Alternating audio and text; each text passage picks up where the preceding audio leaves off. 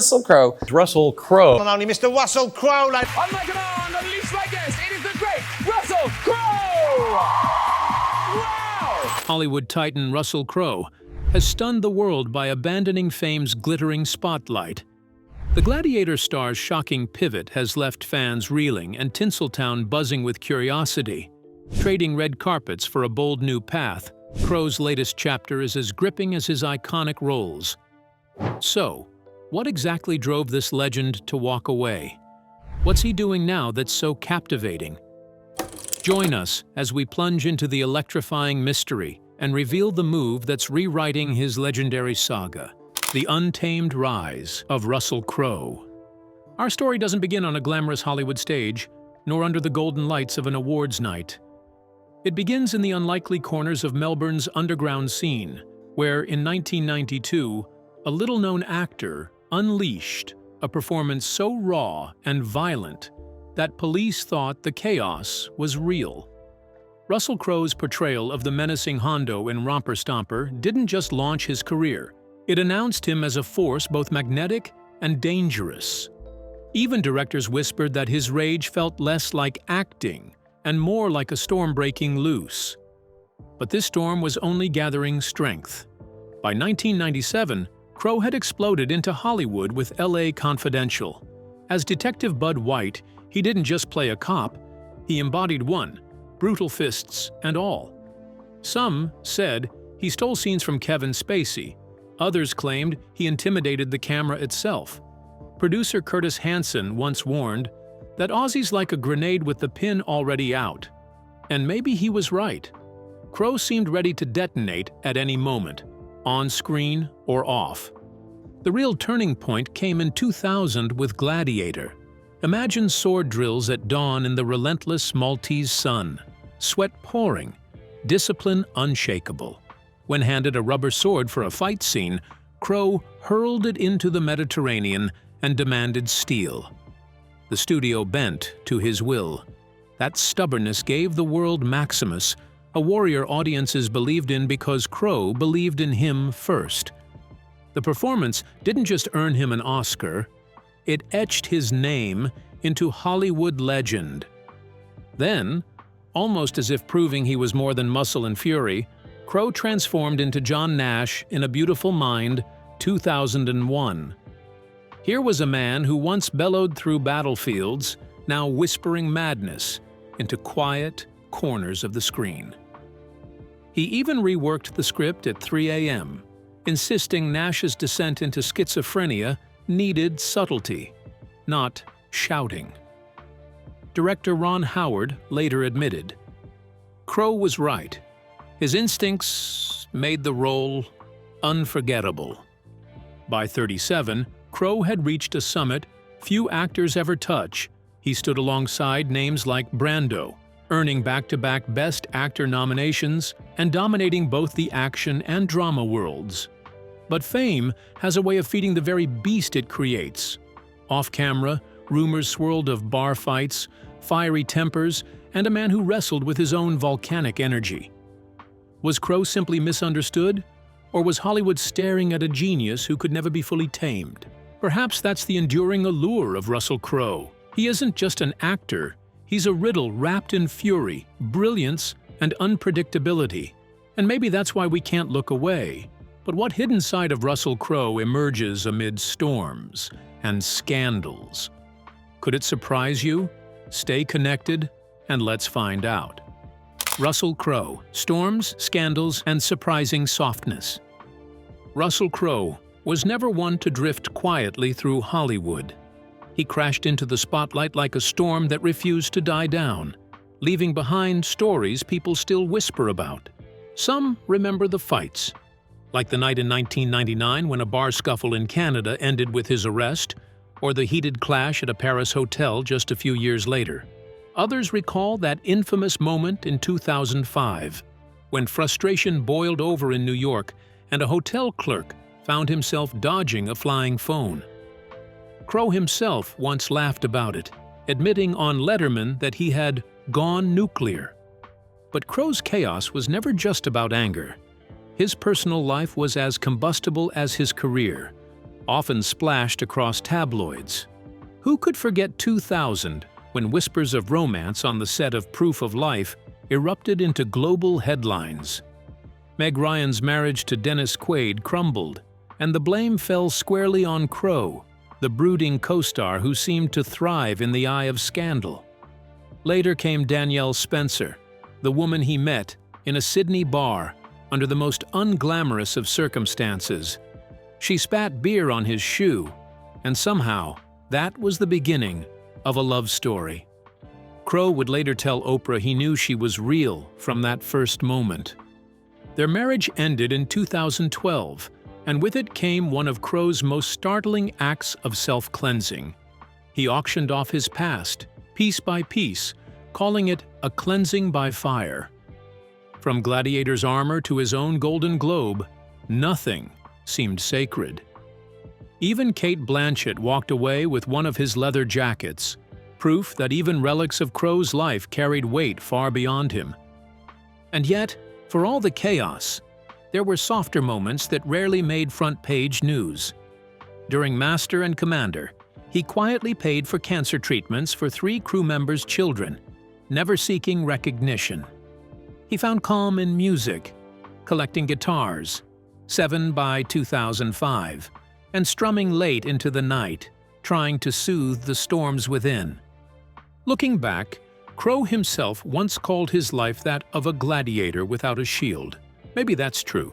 His legacy is tangled with brawls, broken romances, and bold gestures, but also with acts of kindness and a strange vulnerability hidden behind the fury. Was he reckless or simply misunderstood? Perhaps both. What's certain is that Russell Crowe never lived life quietly. He lived it like a hurricane that refused to fade. But what hidden chaos erupted behind Gladiator, and how did it shape the film? Stay glued to your screen to find out. The untold chaos behind Gladiator. My name is Maximus Decimus Meridiu. The line has echoed for decades, stirring crowds from living rooms to cinemas across the world. But what if I told you that behind this legendary opening, the making of Gladiator was filled with doubt, improvisation, and even moments when its lead star almost walked away?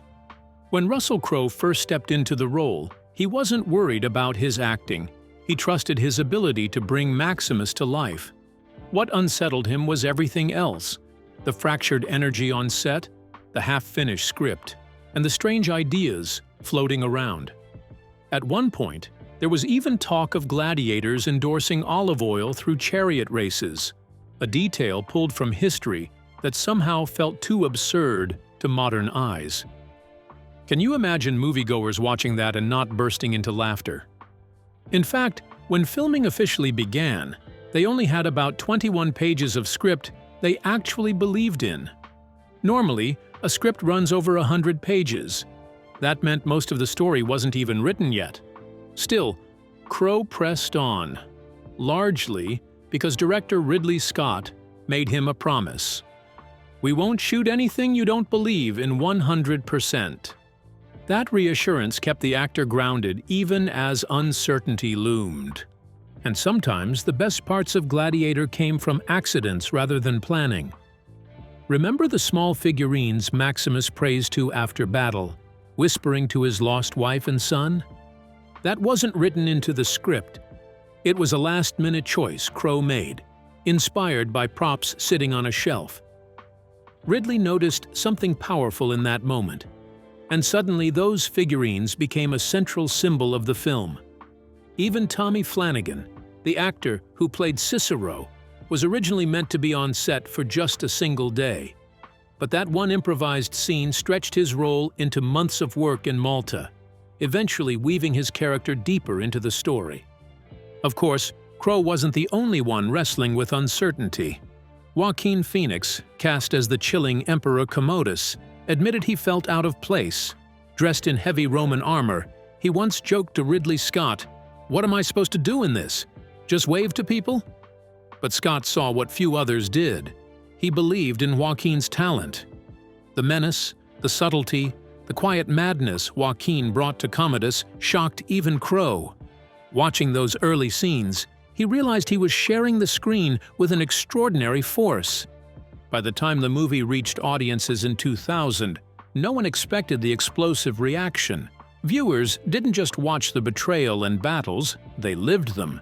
In theaters, crowds yelled at the screen, cursing Commodus, standing in outrage when he stabbed Maximus under the arm. That level of connection felt more like a gladiatorial arena than a cinema. Years later, Crowe admitted he was even embarrassed by the overwhelming praise. He insisted it wasn't just about him. It was about the whole cast. Connie Nielsen's regal presence, Richard Harris's gravitas, Jimon Hunso's fierce loyalty, and so many more. Together, they built something timeless. Filmed in 1999, Gladiator is still playing on primetime television around the world. It's more than a movie. It's a cultural echo. Born from chaos, improvisation, and doubt, it became a masterpiece that continues to command the crowd's roar, 20 years on. But what has Russell Crowe swapped Hollywood glory for? And could his new life be even more extraordinary? Stay tuned. From Gladiator to Farmer, Russell Crowe's surprising new chapter. After decades of living in Hollywood's unforgiving spotlight, Russell Crowe has become the subject of whispers for something very unusual. He walked away from it all. This is the same man who once held audiences spellbound in A Beautiful Mind and roared across the screen as Gladiator. Yet in 2018, instead of chasing more blockbuster scripts or luxury premieres, Crowe packed his bags and left his sprawling Sydney mansion behind for a life no one could have predicted. Why? The answer, as always with Crowe, is layered and intriguing. Rather than clinging to the glitz, he turned north, roughly 350 miles from the city, to settle at his Nanoglen retreat, a property that once stood as part of a 19th-century dairy empire. Today, it is far from a relic of the past. Over 100 cattle graze there, alongside flocks of sheep and even alpacas that Crowe himself feeds at dawn. Imagine that. The man who once held an Oscar, now standing in the misty mornings, tossing hay to animals with his own hands. Neighbors whisper that he looks nothing like the Hollywood warrior we remember. Instead, he blends into the countryside in worn flannel shirts, often seen repairing fences battered by storms or driving across muddy paddocks in his ute. One local recalls a moment that says more about Crowe than years of red carpet interviews. Mike Reynolds, a contractor in the area, remembers getting stuck in heavy mud last winter. To his surprise, it was Crowe who came to pull him free, brushing off any thanks and instead asking after Reynolds' daughter, who was undergoing cancer treatment. This is the Russell Crowe that cameras rarely capture, one defined less by stardom, more by small gestures. But of course, such a dramatic shift sparks questions. Did Crowe simply want his sons to grow up differently, far from the sterile walls of hotel suites and endless travel? Or was this his quiet rebellion against a world that constantly demanded more? He once told a journalist that he wanted his children to know the feel of soil, to grow up with roots instead of baggage. Still, fans can't help but speculate, does this mean the legendary actor is slowly fading from Hollywood's stage? Or is this retreat the fuel he needs for an even greater comeback? Whatever the reason, Russell Crowe has turned his back on the predictable script. In doing so, he has written a new role for himself, one where fame takes a back seat and authenticity leads the way. But what is Russell Crowe really up to away from Hollywood, and could it shock you? Keep watching. Russell Crowe's secret life away from Hollywood. His life looked like a movie. Blockbusters, red carpets, and the endless flash of cameras. But behind the glamour, something else was unfolding. His marriage to Danielle Spencer was quietly unraveling. His two sons, Charles and Tennyson, were growing up more familiar with hotel corridors than with playgrounds, and the family who had once stood firmly behind him seemed to drift into the distance. for someone celebrated as one of Hollywood's most powerful forces, the silence of those personal losses spoke louder than any applause. And then, instead of turning to another mansion or blockbuster script, Russell Crowe did something unexpected, almost unthinkable in Hollywood's world of excess. He didn't buy another luxury estate for himself, but rather a raw, rugged piece of land for his parents. It wasn't Malibu or Beverly Hills. It was Nana Glen, a quiet, rural patch about 350 miles north of Sydney. 100 acres of untouched bushland, with nothing but dirt tracks, towering trees, and the kind of stillness that has no place in Los Angeles. It wasn't a business decision or a publicity stunt. It was a gift, a way to reconnect with his roots and perhaps heal parts of himself that fame had worn thin. What began as those 100 acres didn't stay small for long. As the years rolled on, Russell kept adding to it, dozens of acres at first, then hundreds, until it grew into more than 1,000 acres of working farmland. And while Hollywood was waiting for another explosive headline from him, Russell was quietly building a new identity, one without scripts, spotlights, or studio contracts. Neighbors began noticing him not as the Gladiator, but as the man who turned up at dawn in a tractor, dragging broken branches from power lines after a storm. Local stories tell of him standing in mud up to his shoulders, helping pull out a bogged car, or strolling into the supply store in scuffed boots, asking about the price of fencing wire. No entourage, no stylists. Just a man settling into a rhythm of life that had nothing to do with premieres or Oscars. At the center of his property, he built a modest home. Simple, wide verandas, and long tables not meant for industry parties but for family dinners under the stars. Here, his sons could ask questions without the shadow of flashing cameras, and conversations could flow without being overheard by the world. It wasn't a retreat from success, but a redefinition of it. Of course, such a move sparked whispers. Was this Russell Crowe walking away from Hollywood for good? Was the man once known for his fiery temper and unstoppable career choosing dirt roads and gum trees over scripts and directors? The truth may be less dramatic, but far more telling. Crowe hasn't retired, he's simply rewritten the rules. He still acts, still lends his talent to the screen, but the stage he returns to at night is no longer Los Angeles. It's a quiet stretch of farmland where applause doesn't matter, because the reward is in the roots he's finally reclaimed. But what shocking truth has Russell Crowe revealed about fame and life off-screen? Stay tuned to find out. Russell Crowe's shocking truth about fame, legacy, and life off-screen. At last year's festival, a young actor nervously asked Russell Crowe about growing older in Hollywood. Instead of brushing it off, he leaned into the question with a line that instantly went viral. "Wrinkles are life subtitles." To him, the marks on his face aren't flaws, they're proof of a story still being written. But that wasn't the only moment that left the audience stunned. Crowe has a way of dropping truths that cut straight through Hollywood's shiny facade. He once compared fame to a rental car. Eventually, you hand back the keys. The way he said it, lighthearted yet heavy with meaning, sounded less like advice and more like a warning to anyone tempted to confuse recognition with purpose. It isn't surprising, then, that in a 2021 interview with the Sydney Morning Herald, Crowe explained his approach to the industry with almost stubborn simplicity. Give studios your work, not your soul. They can't compost souls.